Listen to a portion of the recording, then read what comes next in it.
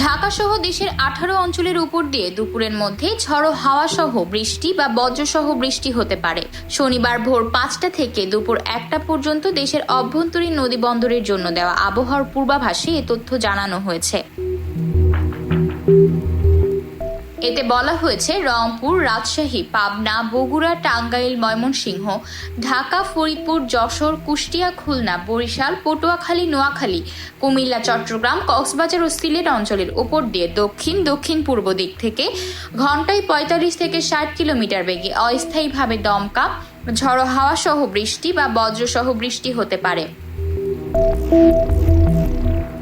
এছাড়া এসব এলাকার নদী বন্দরগুলোকে 1 নম্বর সতর্ক সংকেত দেখাতে বলা হয়েছে।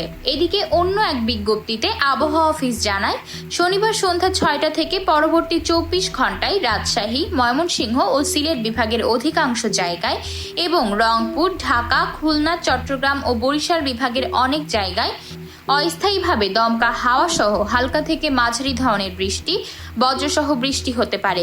সেই সাথে দেশের কোথাও কোথাও মাঝারি ধরনের ভারী থেকে অতি ভারী বর্ষণও হতে পারে। এই সময় সারা দেশে দিন এবং রাতের তাপমাত্রা সামান্য বৃদ্ধি পেতে পারে। আতকিয়া মাইমুনা, বার্তা 24।